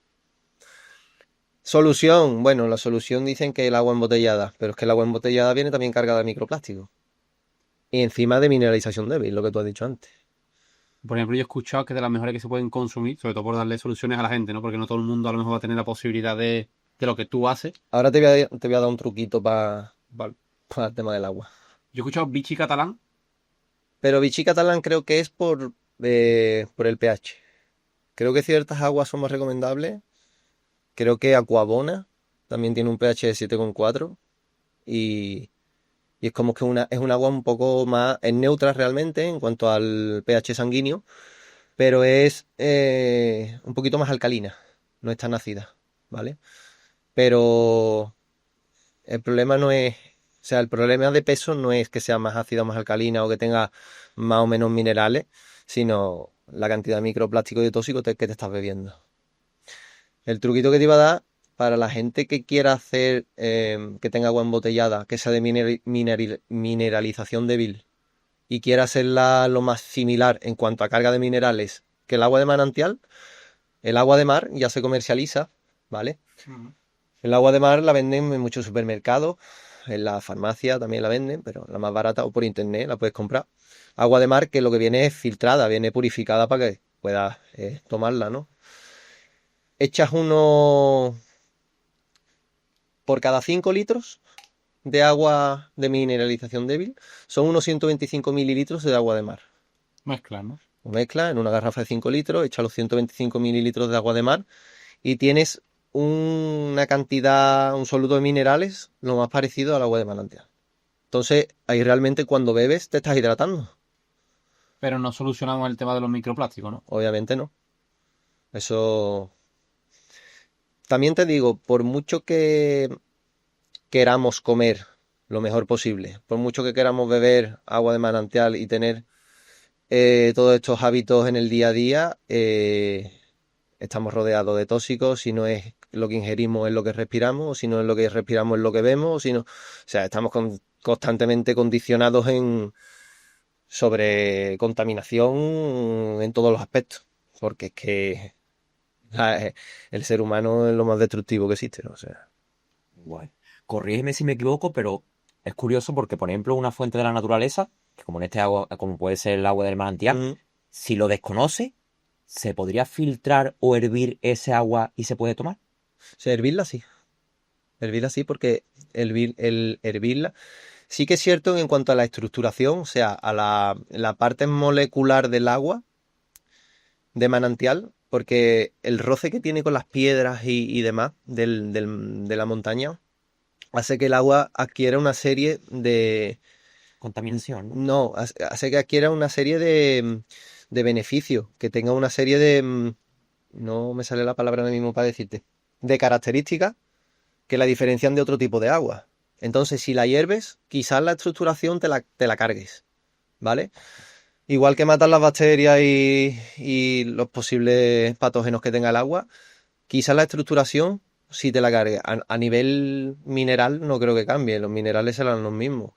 Pero el problema, mira, cuando tú estás en la montaña y ves que primeramente el agua de manantial es de alta montaña. Cuanto más altura, más limpia sale, porque cuanto más altura haya en la montaña, menos contaminación hay, ¿vale? Claro. Segundo, que tú sepas que, que no hay nada de donde viene el agua, más arriba del agua, que no haya poblaciones, que no haya Animales. cultivos, Claro. exactamente. Yo cuando he ido al Mulhacén, pues he bebido agua a 3.000 metros y encima del Mulhacén, en la montaña de 3.000 a 3.500 que tiene la cima, no hay nada. Hay más nieve y Dices puro, puro. claro, Eso- entonces estás bebiendo el agua directamente de la montaña. Ahí te aseguras que no hay contaminantes ni nada. Y luego otra cosa importante que me ha hecho gracia muchas veces que me han preguntado, ¿cómo sabes si el agua es de manantial o es del suministro? Porque no tiene manivela, o sea, no está continuamente Como corriendo. fluyendo. Claro. Exactamente. Si fuese del suministro público, que la tuviésemos que pagar, te puedo asegurar que no se despilfarraba agua. Típica fuente de pueblo que siempre corre y demás, lo más probable es que sea agua de manantial. Joder, curioso, ¿no? Vale, bueno, ya acabamos con el grounding y este agua de manantial que tú recoges. ¿Eso cómo ocurre? ¿A qué te refieres? ¿A qué? Cuando tú vas a coger ese agua, también intentáis descalzo, conectar con la naturaleza, ¿no? Y has comentado que vas una vez en semana a... Sí, mira, yo también practico la caza y la pesca, ¿vale? Entonces intento los fines de semana escaparme. Cuando voy para la sierra, ya que voy para la sierra, que voy a cazar o voy a hacer alguna ruta de senderismo y demás, ya aprovecho y me llevo la garrafa y recargo el agua. Que no, pues voy expresamente por el agua, aunque me dé un poquillo de más pereza. Pero bueno, sé que a la larga el beneficio es bastante notable. Yo sinceramente noto cuando bebo agua de manantial. O Sí. sea, y lo he hablado con varias personas, con algunos amigos. El agua es como más densa. Entiendo que al tener más minerales, tú ves como que el agua pesa más, Pesa ¿vale? más. Tiene un movimiento diferente, ¿vale? Después en el sabor y eso no se nota mucho, pero sí, es cierto lo que estoy diciendo de que eso lo noto. Entonces cuando voy a la montaña ya aprovecho y lleno las botellas, me las llevo siempre, las tengo en el coche y ya pues eso. El tema del grounding, pues realmente hago poco grounding para el que me gustaría hacer. El grounding se puede hacer en el parque. Para la gente a lo mejor que no tiene la posibilidad de ir a alta montaña, volvemos a lo mismo. Cuanto más altura para hacer grounding, mejor. Por el tema de la energía que hay en la montaña y demás. Pero el conectar con la tierra se puede hacer en un parque de ciudad, unos 15-20 minutos al día, de un momento de desconexión, quitarte los zapatos, conectar un poquito a tierra, elimina ese estrés oxidativo, te quitas la carga eléctrica negativa que tienes en el cuerpo y, y así te da un poquito el sol, respiras un poquito de aire limpio y a seguir con el día. En un césped, en una arena, al fin y al cabo también es algo que...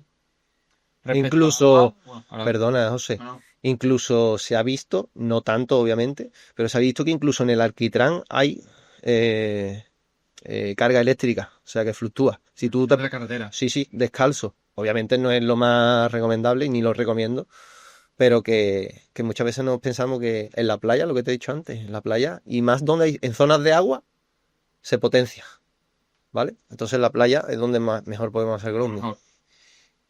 A mí, bueno, Para cerrar el tema del agua, que me ha creado una curiosidad, El agua que ya- me ha rayado un poco el tema de los microplásticos, pero ¿habría algún recipiente? Por ejemplo, si yo cojo agua de manantial, ¿habría algún recipiente donde se va a conservar mejor que no sea el plástico de una garrafa de 5 litros, por ejemplo? Cristal, Cristal siempre es lo mejor. siempre es lo mejor. Para transportar el agua es lo mejor.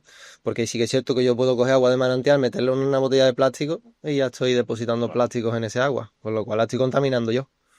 ¿Sabes? Se puede solarizar el agua. Normalmente se pone en una botella de cristal azul de Murano, creo que es. Se pone, no sé si son 2 horas o así al sol. Y la energía del sol reestructura ese agua y también se puede hacer como un agua si la hubiésemos recogido de manantial. Simula, por ejemplo, yo tengo una garrafa en casa, echo agua del grifo, la filtro en la garrafa, la echo en la botella de cristal azul, las pongo en el sol un par de horas, la solarizo, la estructuro y realmente estoy bebiendo un agua del grifo que la he transformado la he filtrado y encima la he estructurado. Entonces, por eso te digo que tenemos muchas pequeñas herramientas en el día a día que podemos aplicar, que no sabemos. Eso es guay. Me ha parecido curioso y me gustaría preguntarte que ¿cuál de estos rituales ¿Mm? notas más impacto en tu bienestar físico y mental? De los que hemos mencionado o algo que puedas añadir que tú ¿Te digas. soy sincero? Sí. No salirme de la rutina. Porque, como te he dicho, la forma en que pienso determina lo que soy. Si me alejo un poquito del... No me refiero a la rutina del trabajo, esto, lo otro, sino de la implementación de los hábitos que estamos llevando, de comer bien todos los días, hidratarme bien todos los días, entrenar bien todos los días, descansar bien todos los días. Cuando me salgo de eso, me noto muy disperso, como que me falta algo, como que necesito volver a ese día a día, porque me mantiene enérgico, me mantiene focalizado, me mantiene motivado. Entonces, salirme de esa rutina es lo que... Al final es un cúmulo de cosas que es lo que te complementa, que te saca una casilla de ahí y ya te descontrola. Y sobre todo a nivel mental y espiritual. O sea, cuanto tú más tiempo le dedicas a una cosa, pues se te vienen más ideas sobre ese tema, estás más lúcido. Como tú te alejes de eso, el claro ejemplo, persona que se apunta al gimnasio, coge la rutina, va todos los días, como un día no vaya, 2 no vaya y al tercero no vaya, se sale de esa rutina y ya le cuesta una barbaridad volver ahí. Todo eso nos ha pasado a todo el mundo. De me apunto a algo, dejo de ir una semana por vacaciones y después ya no vuelvo ahí. Eso es Se sabe. Pues eso trasladarlo a lo que te estoy diciendo. Hemos hablado de la importancia, bueno, de la alimentación, del sol, del grounding, del agua de manantial. Dime, bueno, dales a la audiencia, partiendo de la base de que la alimentación es lo primero, de que los nutrientes más importantes muchas veces que los macronutrientes, ¿no? 5 suplementos que tú consideres clave para optimizar nuestra salud. Aquí también querría hacer un inciso porque la forma en que nos alimentamos, no es la forma en que nos alimentamos, la forma en que producimos los alimentos con los que nos alimentamos es muy deficiente, es muy pobre. ¿Por qué? Porque se busca producir lo máximo posible en el menor tiempo posible. Y eso implica, pues, comer mucha verdura y fruta que son me saldrá la palabra, que son cuando hacen la combinación de 2 semillas y demás. Adulterado, al final. Sí, pero no es la palabra exactamente que te quiero decir. Bueno, los suelos son pobres de minerales, por eso el magnesio, le respondo al primer suplemento, creo que es obligatorio, ¿vale? Porque no, las verduras y la fruta que comemos no traen una carga alta de magnesio por el suelo, que es muy infértil. Entonces, los alimentos no le otorgan al cuerpo las cantidades mínimas de los nutrientes que necesitamos. Entonces tiene que haber un soporte exógeno para cubrir esas carencias. Entonces, primeramente te diría que el magnesio.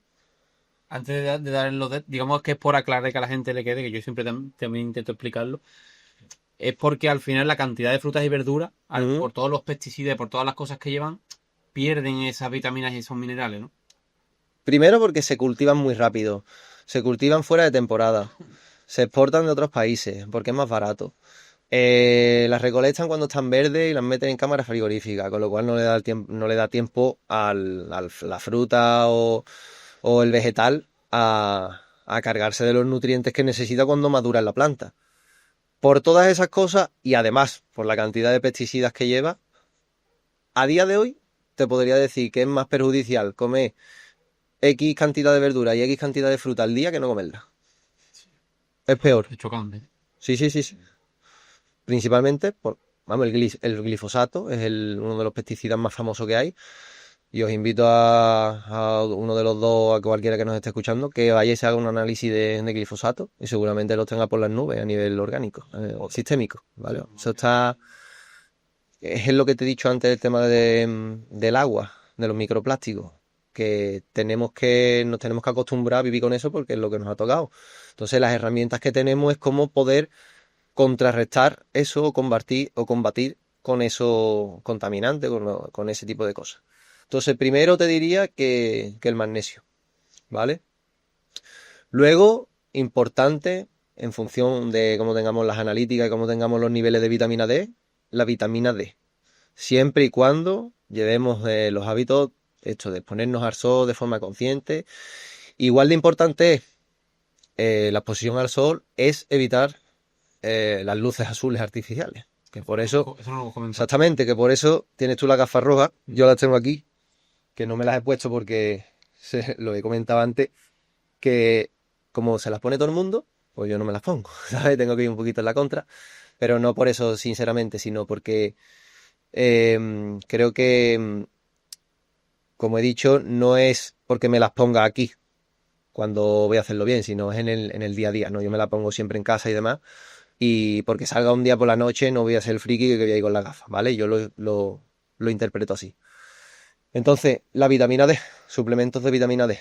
Hemos dicho que es igual de importante la exposición al sol que la ausencia de exponernos a luz artificial, ¿vale? Y esto, la gafa roja, es una herramienta que tenemos para hacer un filtro al espectro de luz artificial que tenemos. Entonces, simula el rojo y el infrarrojo, o el rojo, principalmente del sol que vemos por la mañana. Entonces esto hace que nuestro cerebro piense que es de noche, cuando no hay luz natural, ¿vale? Hemos dicho magnesio, vitamina D, diría que un complejo B, sobre todo en atletas que ingieran muchos carbohidratos, ¿vale?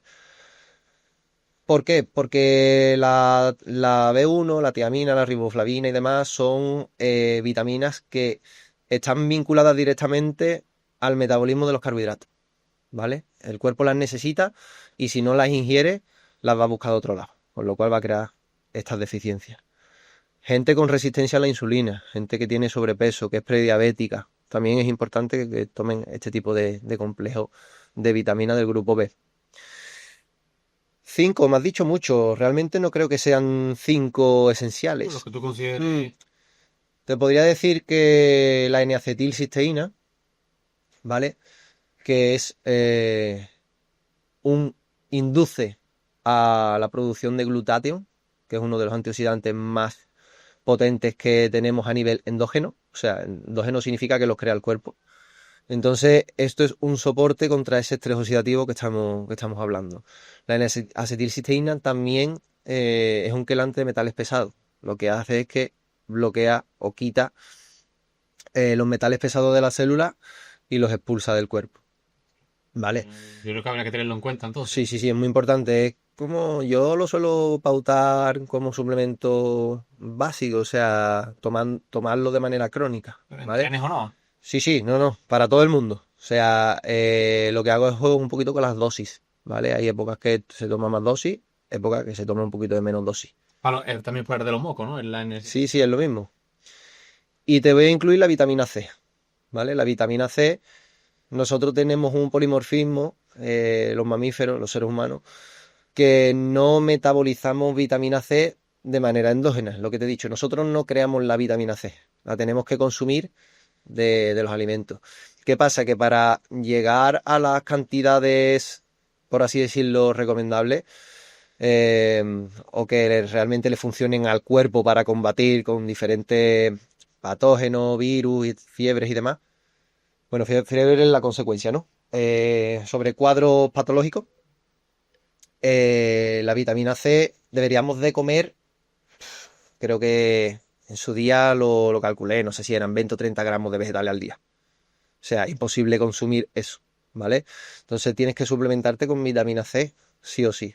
Una forma muy barata es en polvo, es ácido ascórbico, ¿vale? Y la gente la puede encontrar por 4 o 5 euros. ¿Se absorbe mejor que en pastilla? No tiene nada que ver Es lo mismo, lo mismo. es lo mismo. Normalmente, una cosa curiosa, la vitamina C en forma de ácido ascórbico o ascorbato sódico se añade como antioxidante a los alimentos, ¿vale?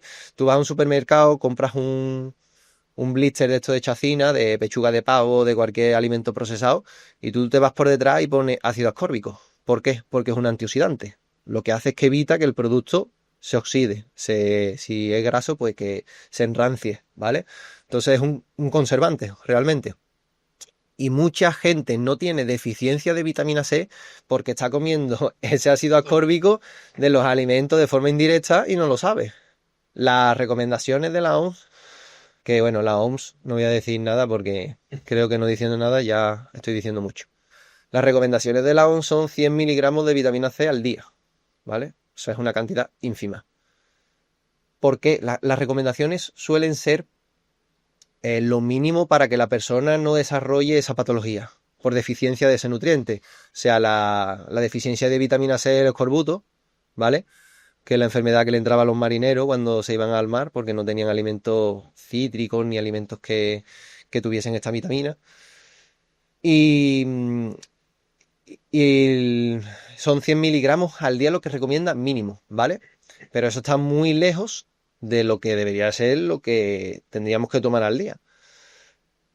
Una media para que tenga interferencia fuerte en el sistema inmunológico, frene el estrés oxidativo del día a día, del desgaste físico y demás, haga frente a cuadros clínicos patológicos de virus,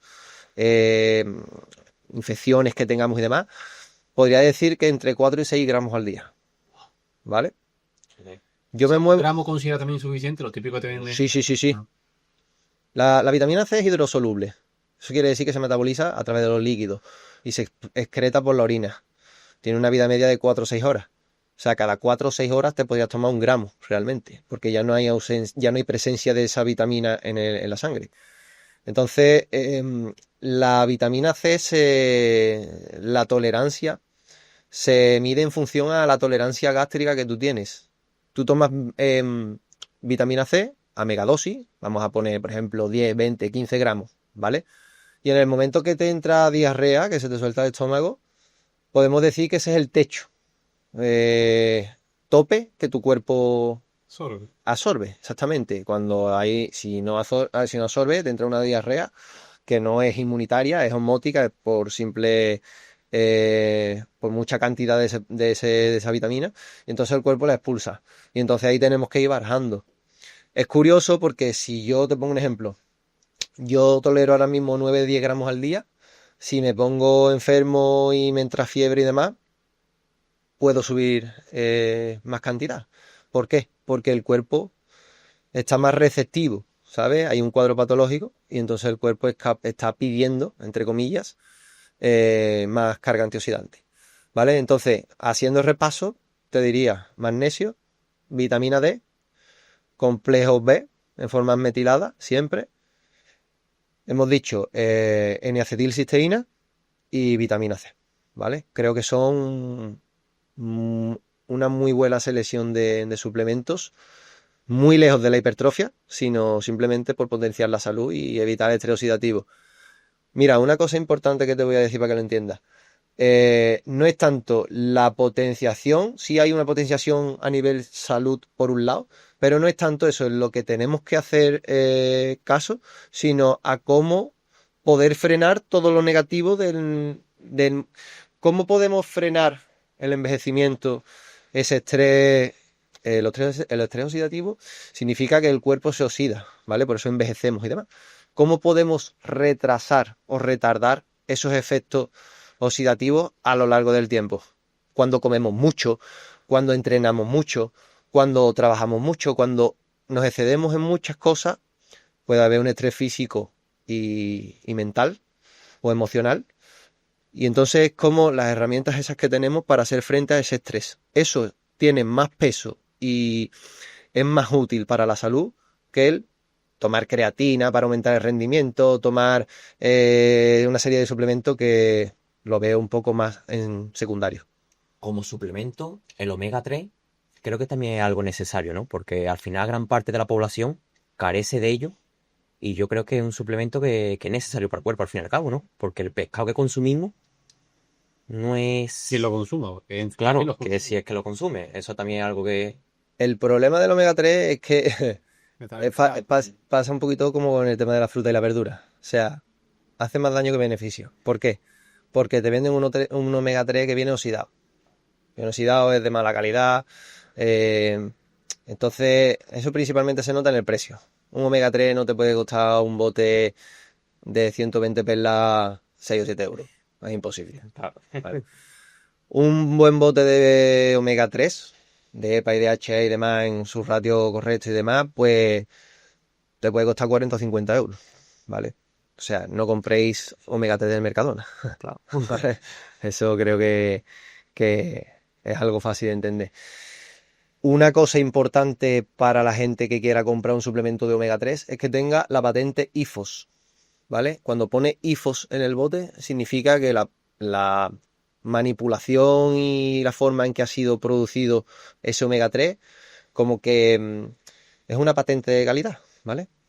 Está diciendo de que ha sido formulado siguiendo los métodos que debe de tener para que el omega 3 no se oxide, y cuando tú tomes el omega 3 estás tomando un omega 3 de verdad. También te digo, el omega 3, lo biodisponible del omega 3 que es del pescado, no lo vas a tener con un suplemento. No solo con el omega 3, con cualquier suplemento. ¿Por qué? Porque eso se llama la matriz nutricional del alimento.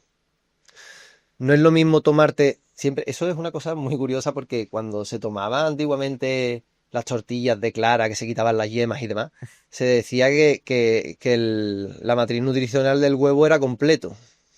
O sea, los aminoácidos de la yema y los aminoácidos de la clara como que se complementaban, y entonces el huevo completo era como el alimento estrella. Si lo separaba era como que estaba partiendo o rompiendo las propiedades del huevo. Eso pasa un poco con el pescado y con todos los alimentos cuando sacamos los suplementos en forma libre. La estructuración a nivel nutricional, como viene el omega 3 y los diferentes ácidos grasos del pescado, nunca va a ser igual si lo tomas del pescado directamente que si lo tomas del suplemento. Eso de base. Eso creo que es claro. Vale, pues con el último tema que te quiero tratar es el del poder del hombre. ¿Qué significa para ti en el mundo que vivo actualmente, ser realmente un hombre? ¿Me van a echar del podcast por eso?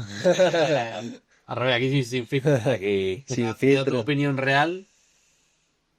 Hombre, yo creo que nos ha tocado vivir una época que no sé si por suerte o por desgracia nos ha tocado vivir que se ataca mucho al hombre, ¿vale? ¿Eso tendrá una serie de cosas buenas y una serie de cosas malas? Posiblemente sí. Creo que las malas las estamos viendo antes de que las buenas. ¿Por qué? Porque lo mismo las buenas tardan más tiempo en llegar.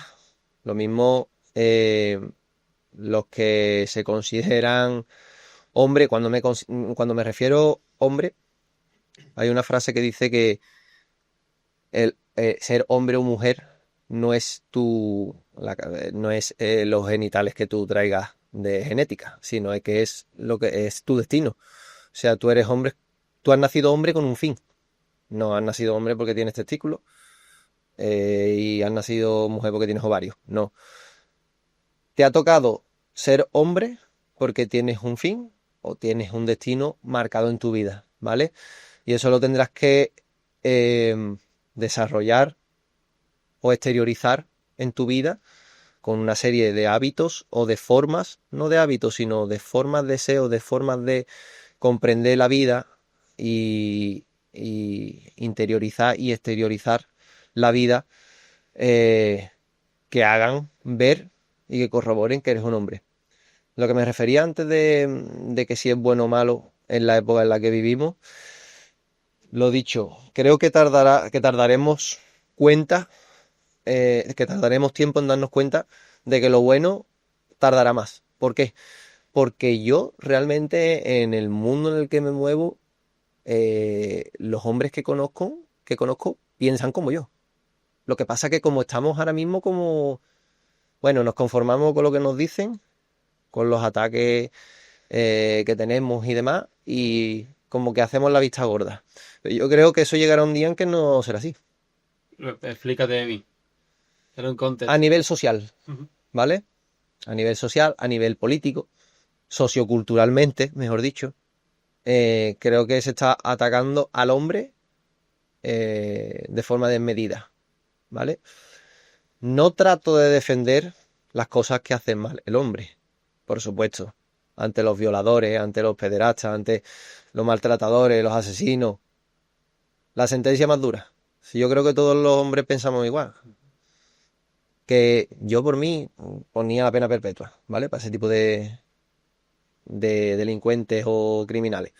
No estoy defendiendo eso.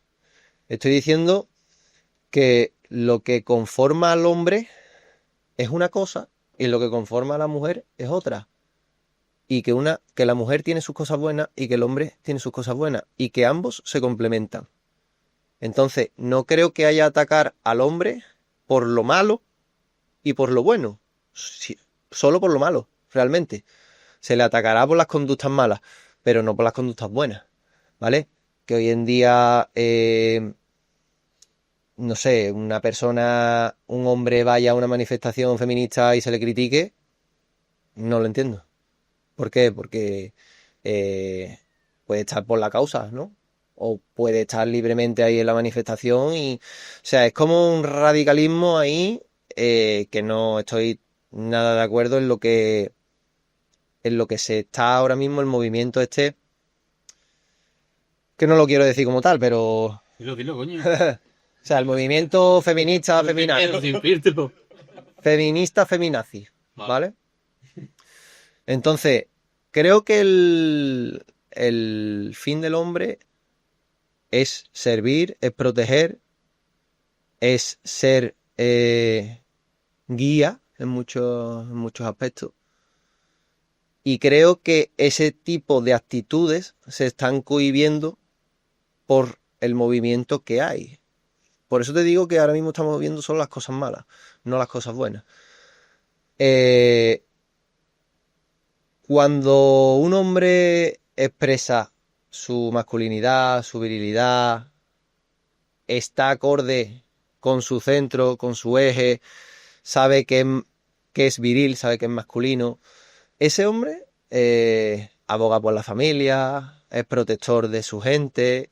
Hay una entrevista que vi que decía, si ahora mismo te pones en una situación comprometida y tiene que morir tu pareja o tú, ¿quién quieres que muera? Y las mujeres decían que prefería que muriese el marido. Y sin embargo todos los hombres decían que preferirían morir ellos antes que su pareja.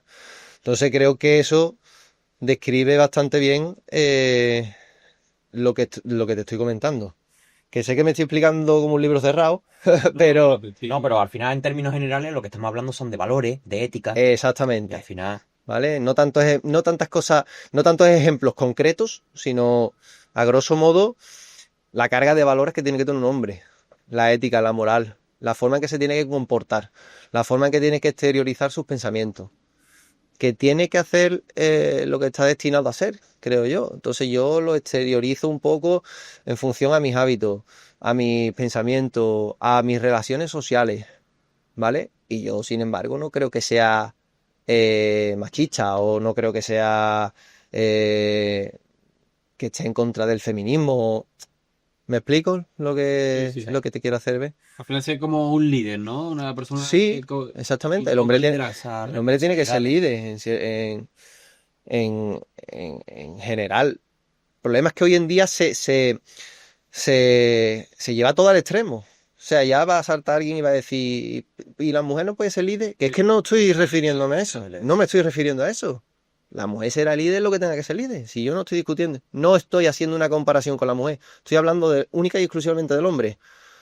que una mujer o que alguien hable de la mujer. También es como que las mujeres es un debate que la verdad que es guay. Porque yo creo que es verdad que lo que te has dicho de los violadores, digamos que las mujeres ya quieren ese sobreexceso de libertad y nos quieren meter a todos como en el mismo saco. Exactamente. En el mismo saco de, no, es que vosotros no, él, que tendrá un defecto humano y será un violador, será un no sé qué, a mí no me metes. Mira, ¿tú sabes dónde creo que está la clave? La clave está en los valores que ha dicho él, en la forma en que yo lo primero que hago es veo personas, independientemente del sexo, de la etnia, de la sexualidad, yo veo personas y yo trato a todo el mundo por igual, de base, ¿vale? Eso es lo primero. Me da igual que sea hombre o mujer, porque a mí en mi casa me han enseñado a tratar a todo el mundo por igual y con respeto, ¿vale? Entonces, esos valores están ahí. Que luego trato a un hombre de una manera y a una mujer de otra. Claro que sí, porque no son iguales, ni quiero que sean iguales. Entiéndeme lo que estoy diciendo. Uno tiene sus cosas buenas, otro sus cosas malas y viceversa. Los hombres tienen un montón de cosas malas. Son muy testarudos, son muchísimo más básicos, menos sentimentales que las mujeres, son menos maternales y menos vinculación a lo mejor directa con la familia, expresan menos los sentimientos. Y eso yo es algo que también critico, de que es falta de masculinidad y falta de virilidad. ¿Por qué? Porque un hombre se tiene que también tiene que servir a su familia en ese aspecto. Y no por cambiarle los pañales a mi niña o a mi niño voy a ser menos masculino. Totalmente. Se tiene que involucrar. Claro, no tiene nada que ver una cosa. Claro, no tiene nada que ver una cosa con la otra. O la forma en que la mujer trata a los hijos tiene que ser diferente a la del hombre. No, sino que el hombre le enseñará unos valores, una forma de actuar a lo mejor más protectora, más viril o más no tan sentimental, quizás, y la mujer le enseñará a otra. Entonces yo creo que la cosa está en la complementariedad de la figura femenina y masculina. Está claro que esto es al fin y al cabo una realidad. Somos conscientes de que el hombre no puede vivir sin una mujer, pero como al igual, una mujer no puede vivir sin un hombre. Esas son cosas que al fin y al cabo es lo que acabas de comentar. Se complementan, uno te dará unos valores, otro te dará otra, y al final... La procreación es parte de la vida. Eso es algo que... No estaríamos aquí y el mundo no avanzaría. Totalmente. Totalmente. Está claro. Vale, pues damos por cerrado el podcast. Sí. Vamos a acabar siempre con un preguntas y respuestas ya un poco más a nivel personal que hacemos. Tienes el dado por ahí, va. Rubén, ponte tú el de eso. Tenemos 6 preguntas, tienes que responder 3. Ya me he quedado con la gafa, ¿eh? Vale, ya. Tenemos 3 preguntas que hacerte de 6, ¿vale? Las tienes que responder sí o sí, a no ser que haya alguna que te diga yo. Pues esta no... Vale, bueno, tírala. Vale. ¡Ay! Número 6, ¿no? Yo no así sí. poco. Con la gafa no se ve. un 6. Dale yo tú. Tú, venga. ¿Cuál ha sido la peor excusa que has puesto para escaquearte de algo? La peor excusa. Es complicado, pero... Algo así que hayas dicho... Bueno, creo que eso lo hacemos todo y no es una excusa. Es... Hago como que no he visto tu mensaje de WhatsApp. Te hablan y cuando no quieres contestar... Cuando no quieres contestar no abres el mensaje. Entonces yo creo que esa es la... Y después dice, bueno, es que estaba muy liado, estaba... pero... Venga, pues dale, va siguiente. Siguiente, ahí. El 1, ¿no? El 1.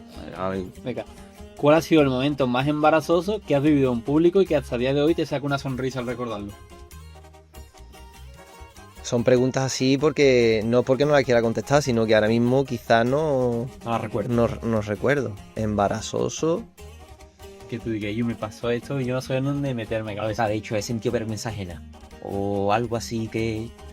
Mira, pues realmente no por cosas que haya hecho yo, sino a lo mejor una reunión de amigos y un comentario de alguno en un sitio que dices tú, y yo, ¿esto a qué viene aquí? ¿Sabes? No... Y yo mira para otro lado, o estar en un grupo y irme para otro lado como diciendo, yo no conozco a esa gente, ¿sabes? Yo soy bastante prudente para ese tipo de cosas. Sí, hay una cosa que a mí me gusta mucho que dicen, si no te preguntan, no contestes. Totalmente. Entonces, en boca cerrada no entran moscas. Guay. Vale, por la última. Siguiente. La última definitiva. 4. Cuéntanos sobre la decisión más impulsiva y loca que has tomado en tu vida. Uf. Pues mira, tengo un centro de entrenamiento personal aquí en Sevilla Este, para que el que no lo sepa. Y con mi socio y amigo Luis, ¿vale? Siempre teníamos el run de abrir el centro de entrenamiento, demás. Lo que pasa es que llegó el COVID y al final vas posponiendo y estás haciendo otras cosas.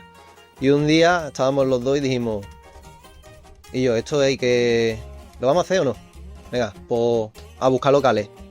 Y te puedo decir que en menos de una semana teníamos ya teníamos la llave del local y... O sea, que fue... Así, Sí, que o lo haces así o no lo haces, ¿vale? Entonces, inmobiliaria, casualmente el primer local que vimos fue el que nos quedamos y de tirón. O sea, a la hora de emprender fue de un día para otro. Qué guay. Vale. Bueno, Pues nada. Finalizamos Finalizamos el podcast. La verdad que ha sido bastante interesante a mi parecer. La verdad que yo en esos aspectos le doy muchísima importancia a la salud. Ha sido un placer también tenerte y sobre todo los consejos que nos has dado y sobre todo también a la audiencia. Y nada, simplemente te queríamos agradecer. Nosotros Sí. también tenemos lo que pasa es que me va a preguntar, pero no sé tú. Nosotros siempre solemos brindar con chupito de tequila. No sé si en este caso tú quieres.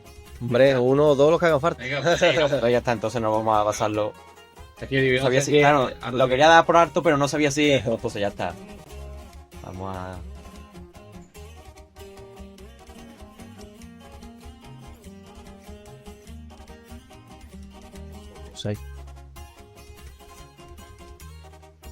Esto es medio no es.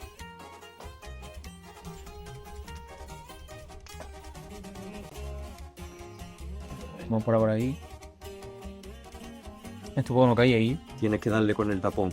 ¿Con el tapón? Esto que se queda ahí. Pero que se hiela ahora, güey. Claro, ¿verdad? Que le tienes que dar. Que sí. Me voy a dejar por mentiroso. Uy, uy, uy. Vale.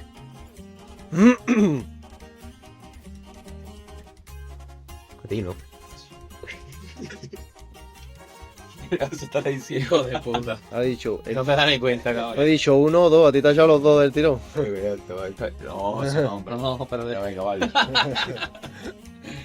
bueno, brindamos por ti, tío, porque ha sido la verdad que una entrevista a mi parecer súper guay. A mí me ha gustado muchísimo y porque tengas muchísimo éxito en tu trayectoria y sigas ayudando a la gente. Igualmente, lo mismo para ustedes.